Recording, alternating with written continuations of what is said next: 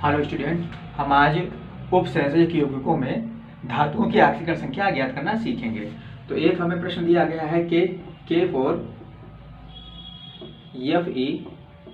FeCN का whole 6 में Fe की ऑक्सीकरण संख्या ज्ञात कीजिएगा। तो ध्यान दें, हमें पहले K कौन सा था, प्रथम समूह का तत्व होता है। इसकी आखिरी कक्षा में एक इलेक्ट्रॉन होते हैं और ये एक इलेक्ट्रॉन को देता है, इसलिए इसकी ऑक्सीकरण संख्या कितनी होगी, +1 होगी। कितनी, +1 होगी। और K है कितने, 4, तो 4 और कितना K की कितनी होती है, +1। और Fe की निकाली तो उसको हमने x मान लिया, प्लस CN का क्या होता है, CN की ऑक्सीकरण संख्या होती है -1, क्योंकि इसके ऊपर कितना चार्ज होता है, -1 का चार्ज होता है। CN कितना है, 6 होता है और इस पे कितने का, -1 होता है। एक CN पर -1 और ऊपर कितना चार्ज है, टोटल चार्ज कितना है, 0 चार्ज है। ठीक है, अब इसको सॉल्व करेंगे कितना है, 4 एकम 4 आ जाएगा, प्लस का x आएगा, 6 एकम माइनस का 6 हो जाएगा, बराबर 0 आ जाएगा। तो इसमें सॉल्व करेंगे तो x माइनस का 2 बराबर कितना आ जाएगा हमारे पास, 0, और x 2 को उधर ले जाए कितना आ जाएगा, प्लस का 2।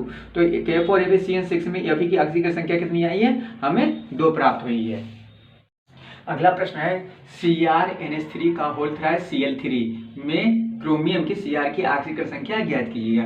तो Cr की जिसकी निकालनी होती है उसका मान लिया हमने x, ठीक है, प्लस NH3 की ऑक्सीकरण संख्या कितनी होती है, जो NH3 होता है इसकी ऑक्सीकरण संख्या होती है वो 0 होती है। कितनी होती है, 0, क्योंकि इसके ऊपर कोई चार्ज नहीं होता। कितने NH3, 3, और इसमें 0 का मल्टीप्लाई, ठीक है, प्लस Cl का क्या होता है, Cl की आखिरी कक्षा में कितने होते हैं, 7 इलेक्ट्रॉन होते हैं और 8 करने के लिए इसको 1 इलेक्ट्रॉन की आवश्यकता है, इसलिए वो 1 इलेक्ट्रॉन लेता है, इसलिए इसकी ऑक्सीकरण संख्या कितनी है, -1। और Cl कितने हमारे पास 3 है, तो 3 में हम -1 का गुणा कर दें और देखेंगे ऊपर किसी कतई कोई भी चार्ज नहीं है, तो यहाँ पे हमने 0 लिख दिया। तो x 3 का गुणा करते हैं तो 0 टोटल हो जाएगा, कितना हो जाएगा, -3 बराबर कितना आएगा, 0।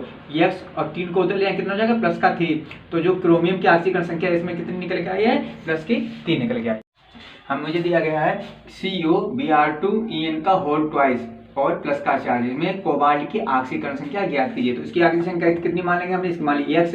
Br की भी आखिरी कक्षा में 7 इलेक्ट्रॉन होती है, 8 करने के लिए 1 इलेक्ट्रॉन लेगा, 1 इलेक्ट्रॉन लेगा, इस पे माइनस चार्ज आएगा, इसलिए Br की ऑक्सीकरण संख्या कितनी हो जाएगी, -1। और 2 है, 2 Br है, 2 में गुणे -1, ठीक है। जो En होता है इथाइलिन डाइमीन होता है, इस पे क्या कोई आवेश नहीं होता, इसकी ऑक्सीकरण संख्या कितनी होती है, 0। तो 2 में गुणे इसका हो जाएगा 0। अब देखते हैं इसके कितना आवेश है, प्लस है, यानी प्लस का 1 है, यहाँ पे प्लस का 1 हम लिख देंगे। अब इसको सॉल्व करेंगे, x 2 और -1 का गुणा करेंगे, 2 आ जाएगा, ये टोटल कितना हो जाएगा, 0 हो जाएगा। ये 2 0 गुणा 0 हो जाएगा, बराबर कितना प्राप्त होगा, +1। 2 को उधर ले जाए क्या हो जाएगा, x बराबर कितना हो जाएगा, +1 और +2। तो x बराबर कितना प्राप्त होगा हमें, +3। तो इस उपसंयोजक यौगिक में कोबाल्ट की ऑक्सीकरण संख्या कितनी प्राप्त हुई, में +3 प्राप्त हुई है।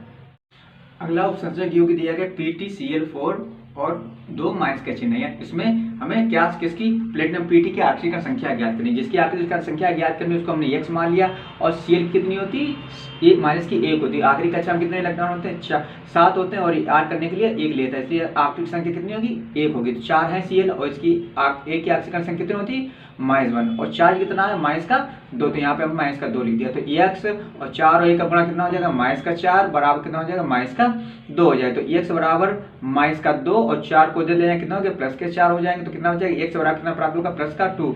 तो इसमें हमें PtCl4 में Pt की ऑक्सीकरण संख्या कितनी प्राप्त हुई है, +2 प्राप्त।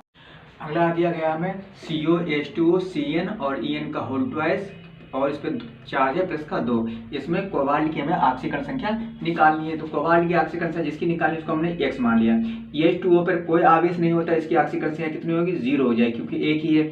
Cn है, Cn की ऑक्सीकरण संख्या कितनी होती है, Cn की ऑक्सीकरण संख्या अभी हम बताई थी, Cl की ऑक्सीकरण संख्या होती है -1, क्योंकि एक ही है तो कितना आ जाएगा, -1 आ जाएगा, ठीक है। En ये क्या होता है, इस पे भी कोई आवेश नहीं होता, तो इसकी भी ऑक्सीकरण संख्या कितनी होगी, 2, और इसमें से 0, 2 की 0 गुणा करें। चार्ज कितना है, +2, तो यहाँ पे हमने लिख दिया +2। सॉल्व करेंगे x -1, ये क्योंकि टोटल ये भी 0 हो जाएगा, ये भी 0 बचेगा, क्या है, +2 बचेगा।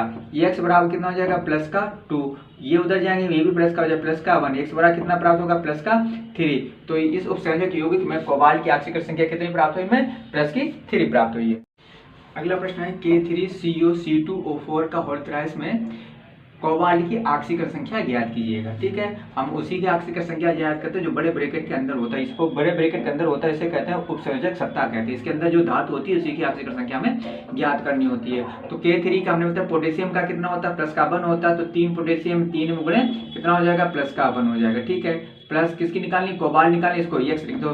ये C2O4 होता है ऑक्जेलिक आयन, तो इसमें क्या है, ऑक्जिलेट आयन होता है। इसमें क्या होता है, इसकी 2 होती है, तो 3 है, तो 3 गुणे ऑक्जिलेट आयन की कितनी होती है, माइनस की 2 होती है। बराबर ऊपर कितना चार्ज है, कोई चार्ज नहीं, तो बराबर यहाँ पे 0 लिखेंगे। सोल्व करेंगे तो क्या 3 एकम 3, यहाँ प्लस का 3 हो जाएगा और यहाँ पे प्लस का x हो जाएगा। 3 और माइनस 2 का गुणा कर कितना, माइनस का 6 बराबर कितना आ जाएगा, 2 हो जाएगा। 6 में 3, जब 3 को घटाएंगे 6 में तो कितने माइनस के बचेंगे, 3 बचेंगे, बराबर कितना आएगा 0। और ये 3 को उधर ले जाएंगे कितना, प्लस का 3। तो उपसंयोजक यौगिक कोबाल्ट की ऑक्सीकरण संख्या कितनी निकल गई, प्लस की 3 निकल गया।